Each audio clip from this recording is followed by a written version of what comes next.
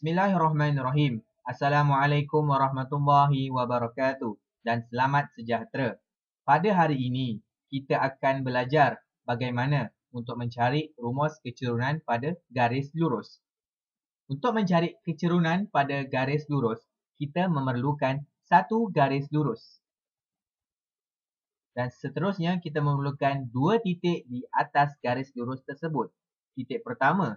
Dan titik pertama ini kita akan mewakilkan ia dengan X1 dan juga Y1 dan juga titik kedua dengan X2, Y2.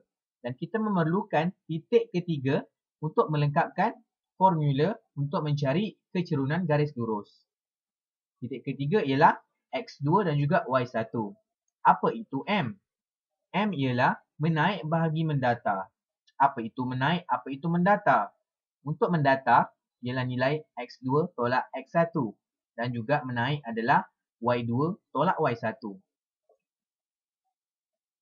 Untuk menaik bersamaan dengan perubahan ketinggian dan juga mendata perubahan tapak.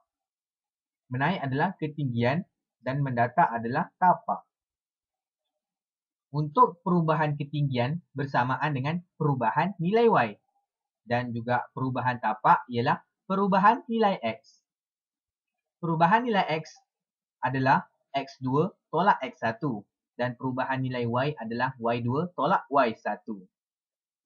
Di sini kita boleh membuat kesimpulan di mana nilai M bersamaan dengan kecerunan ialah nilai Y2 tolak Y1 dan juga bahagi X2 tolak X1.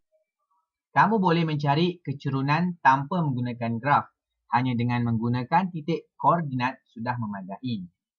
Kita akan teruskan dengan mencari kecerunan garis lurus yang melalui titik berkenaan.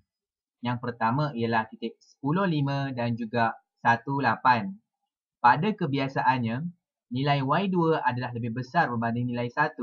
Jadi kita akan meletakkan nilai 8 iaitu nilai Y2 dan 1 sebagai X2 dan 5 sebagai Y1 dan 10 sebagai X1. Seperti yang kita tahu, formulanya adalah M bersamaan dengan Y2 tolak Y1 bahagi X2 tolak X1. Kita ada di sini nilai Y2 bersamaan dengan 8, Y1 bersamaan dengan 5 bahagi 1 adalah X2 tolak 10. Jadi kita akan dapat 3 bahagi dengan negatif 9 dan nilai M ialah 1 per negatif 3.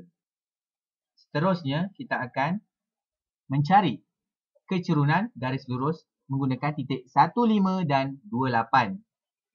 Sama juga kita masih menggunakan titik 8 sebagai Y2, 2 pula sebagai X2, 5 sebagai Y1 dan 1 sebagai X1.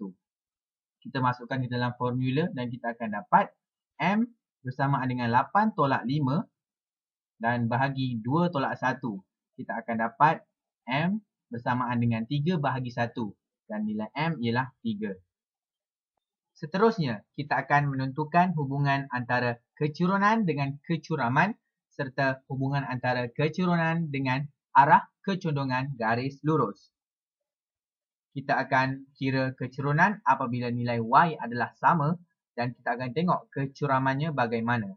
Kita akan menggunakan dua titik ini iaitu 22 dan juga 42.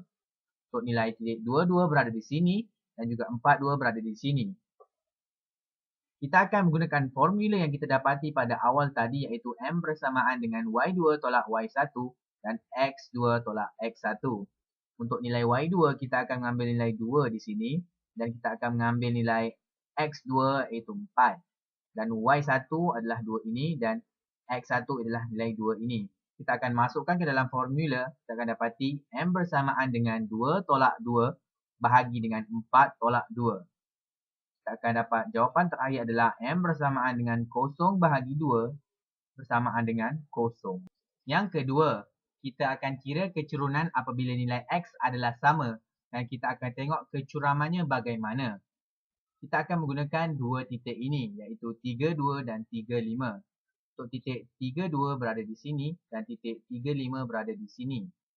Kita akan menggunakan formula yang sama kita gunakan pada awal tadi iaitu M bersamaan dengan Y2 tolak Y1 bahagi dengan X2 tolak X1. Kita akan masukkan ke dalam formula, kita akan dapat 5 tolak 2 bahagi 3 tolak 3. Dan kita akan dapati jawapannya adalah M bersamaan dengan 3 bahagi 0 bersamaan dengan ralat matematik. Ralat matematik bermaksud tidak ada jawapan. Maka, tiada kecurunan dan kecuraman tidak dapat dikira. Seterusnya, kesimpulan. Yang pertama, kecurunan. M bersamaan dengan Y2 tolak Y1 bahagi dengan X2 tolak X1. Yang kedua, apabila garis lurus mendatar, kecurunan bersamaan dengan kosong dan tidak ada kecuraman.